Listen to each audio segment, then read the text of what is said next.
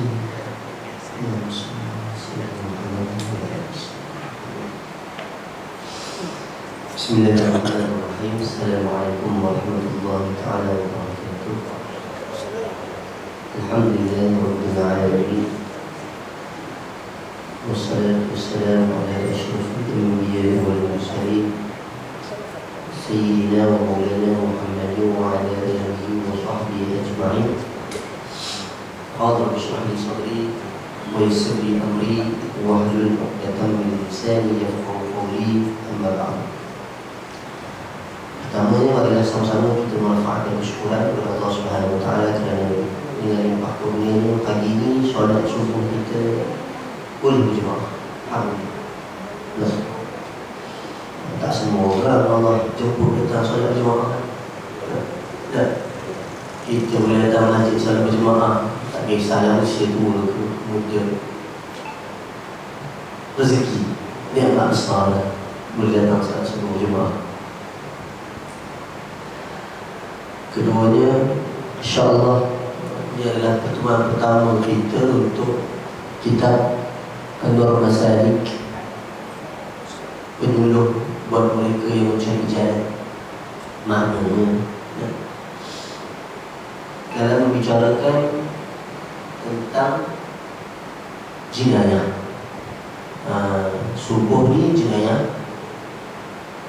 Kalau minggu ketiga selepas maghrib bincangnya muamalah.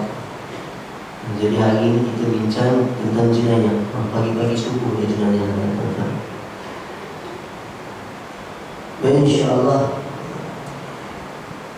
kita akan mulakan bacaan kita pada bab kitab jenayah. Qala al-musannif rahimahullah ta'ala wa nafa'ana bi'ulumin fid dharain amin.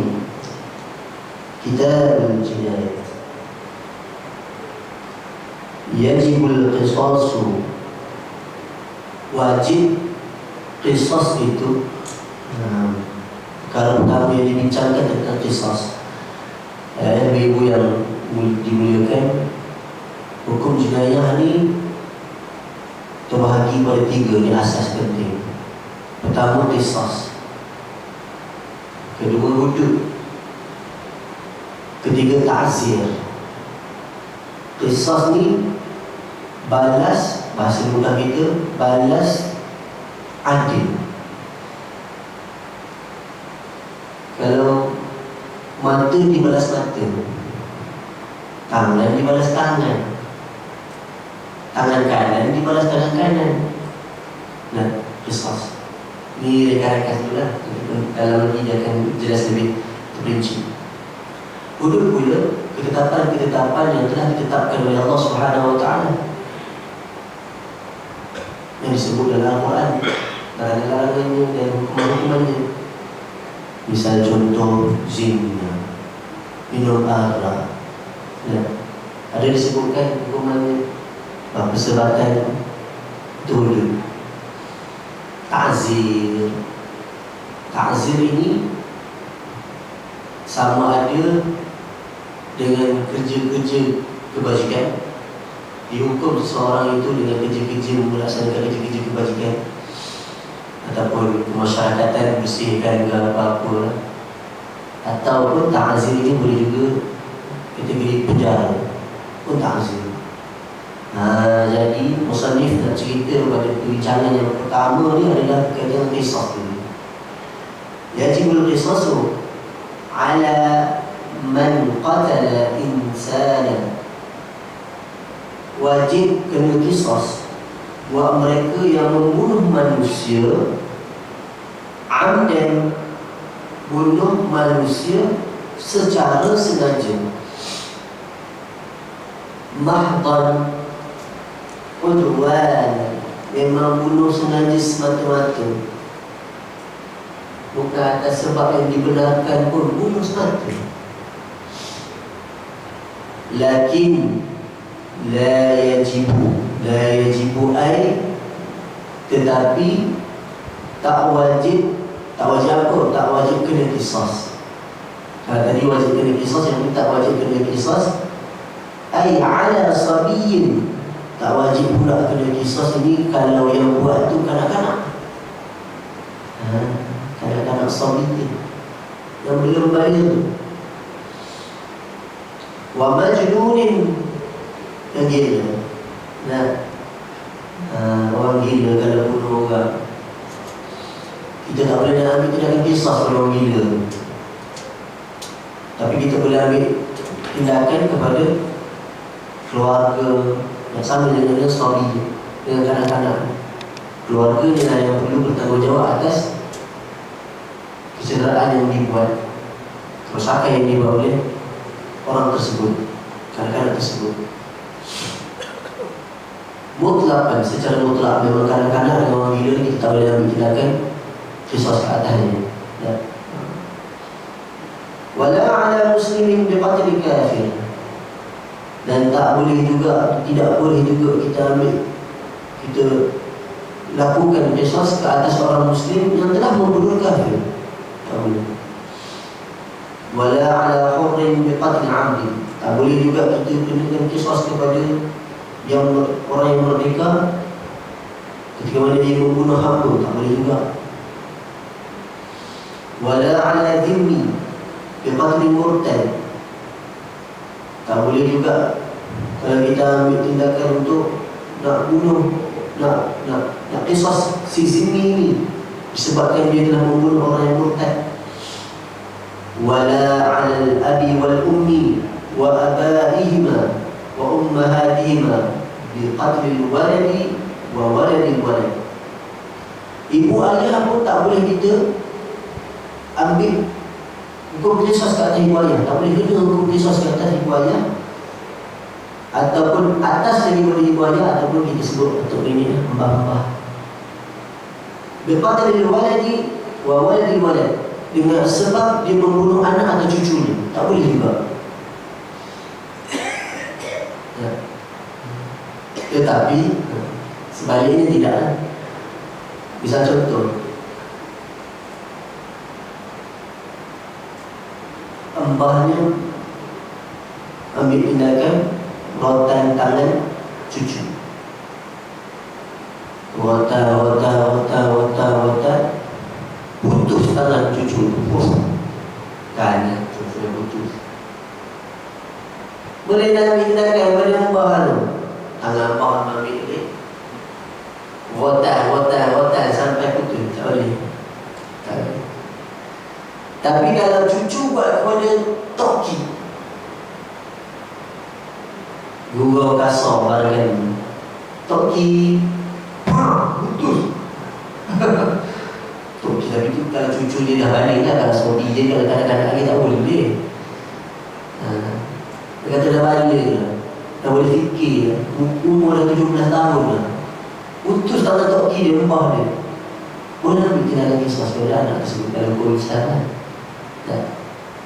Itu bukanlah toki disanggup kan?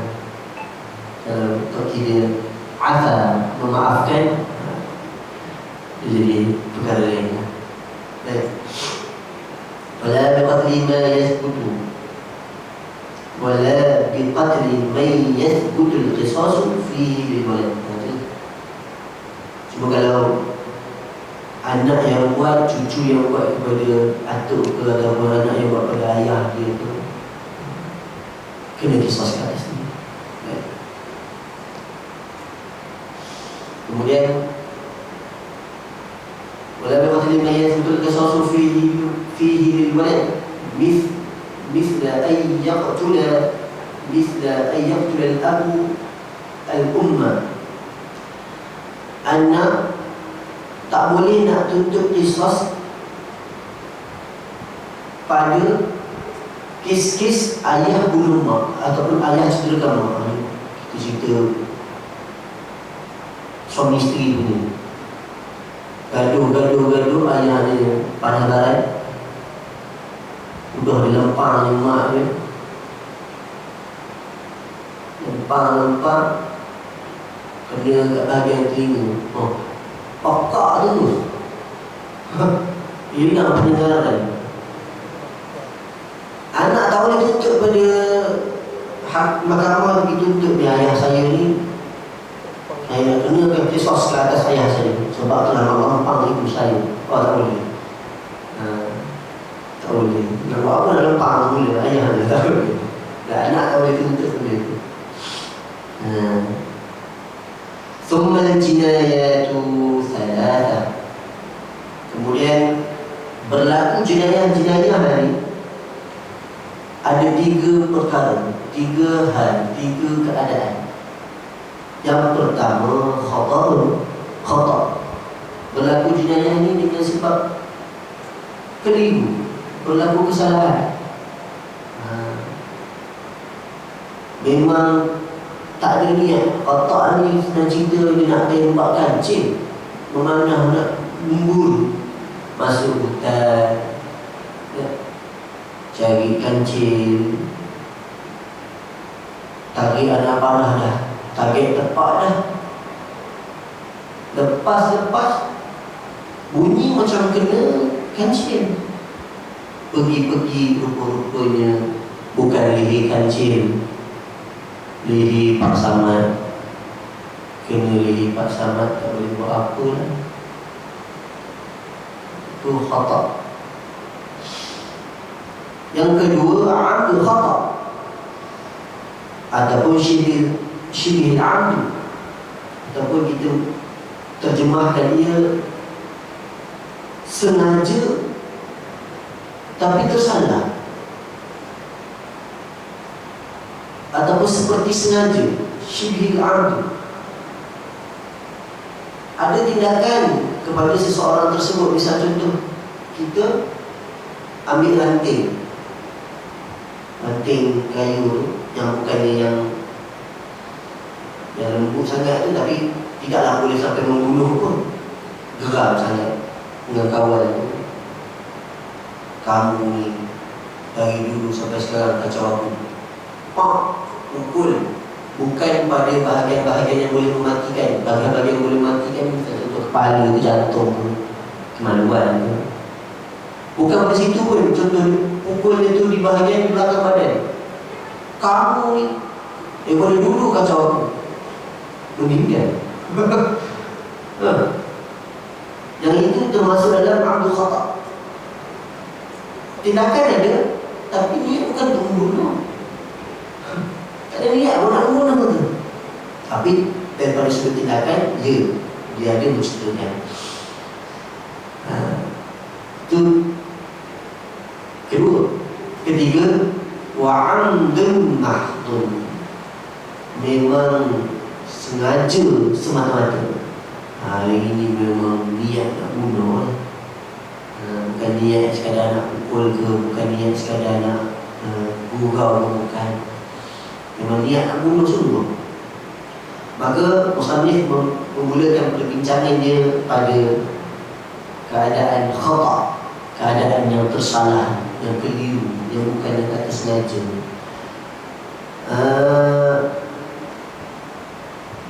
Sebelum kita nak pergi lebih jauh, khata dengan amdu khata,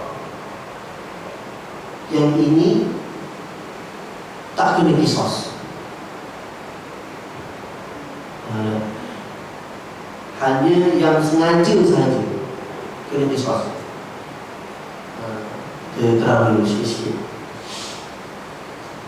Fal khata'u, maka yang tersalah itu, kes-kes yang tersalah ini, mithlu ayyarmiya ila ha'idin sahma, adalah seperti seseorang yang melontar lembing ataupun sesuatu hal yang tajam ditujukan kepada binatang buruan, fayusiba insanan, namun terkena manusia.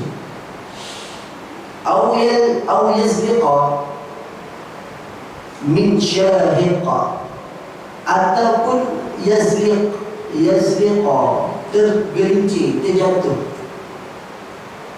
min syahiqa, daripada tempat yang tinggi, daripada tempat yang boleh memberikan mudarat bila jatuh.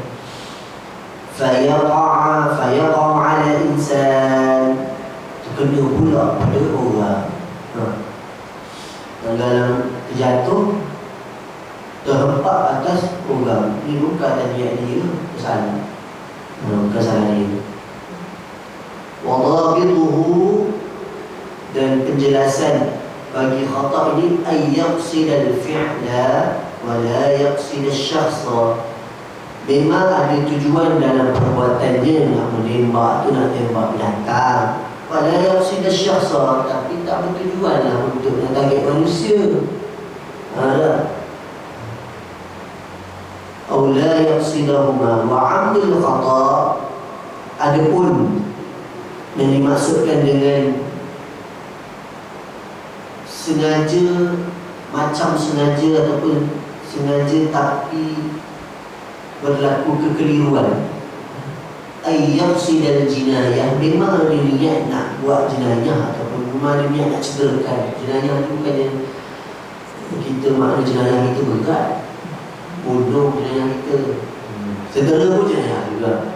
Memang ada niat. Ay yaqsidal jinayah bima la yaqtulu ghaliban, tetapi niat itu bukan terhadap benda yang boleh menyebabkan kematian. Secara ghalibnya, secara kebiasaannya, kalau dipukul dengan lembut, bukan pada tempat yang disebut sebagai maqtal, tempat-tempat yang boleh menyebabkan kematian, maka sepatutnya ghalib secara kebiasaan tak mati, tak meninggal dunia. Cuma niat nak cederakan itu memang ada.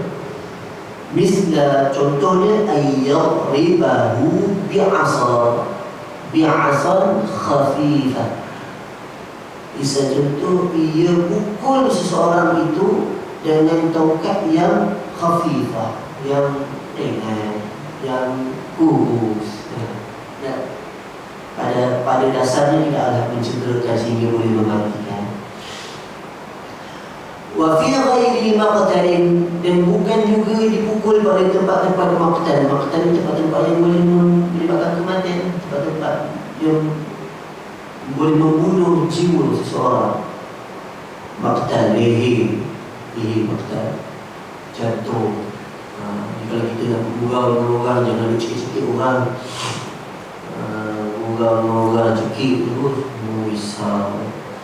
Waktu saya belajar kat Mesir dulu, Syekh Wa'il, guru Quran kami, belajar yang atau orang Arab ni kasar sikit sebenarnya.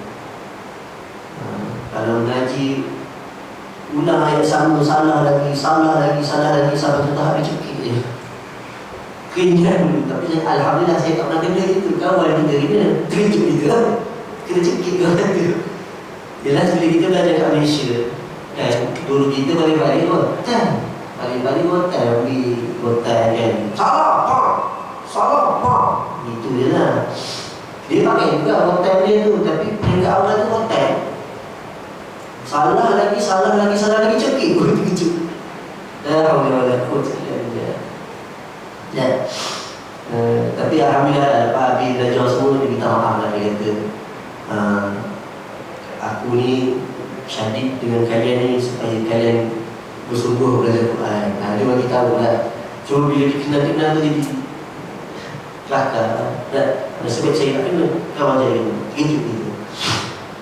Jangan cekik ke, ataupun pukul jantung ke, kepala ke, bagai-bagai yang boleh menyebabkan kematian.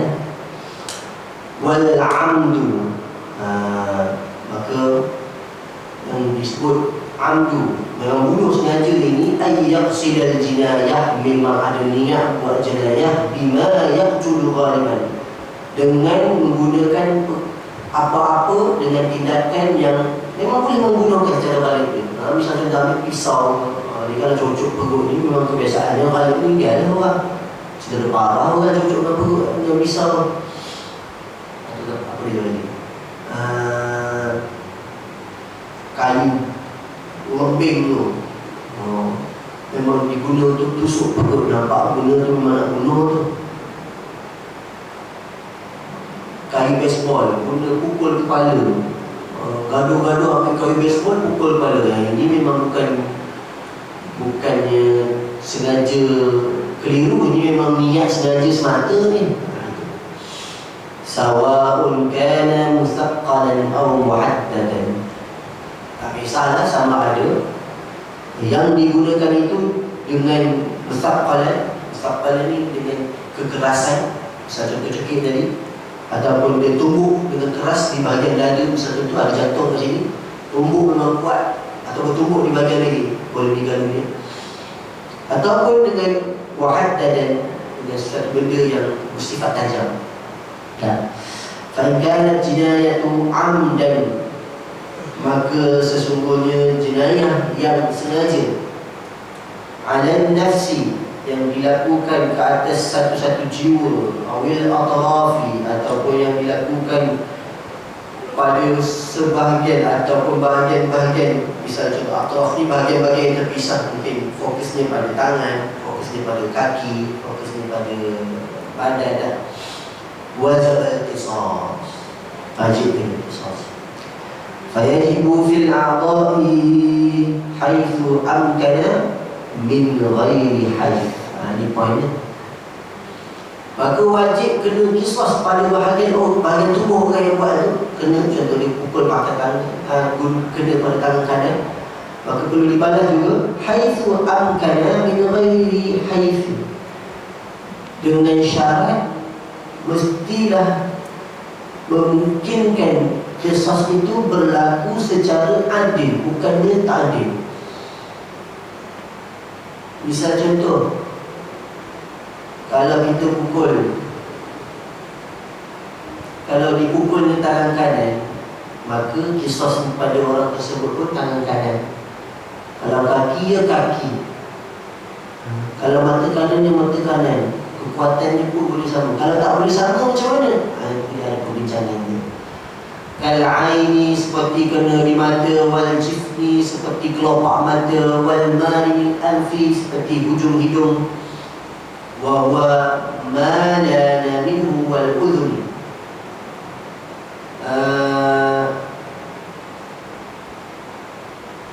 Misalnya apa? Yang ada yang itu satu-satunya. Yang ini yang ada kawan-kawan dia, contoh telinga, wasinni gigi-gigi, wal lisani ala lidah, wasyafati, bibir, wal yadi tangan, wal rijli kaki, wal asabi'i jari-jari, wal anamili hujung-hujung jari, wal zakari zakar, wal unsayani dua biji telur zakar, wal farji faraj, wal nahwi dhalik bisyardil mumathalah, mestilah syaratnya mumathalah, kena adil, sama boleh-boleh. Kemudian kita cuba lagi sikit. Fala ta'khudh yaminun biyasar, jangan diambilnya tangan kanan ketika mana yang dicederakan itu tangan kiri, jangan. Wala a'la bi asfal, jangan pula yang dikenakan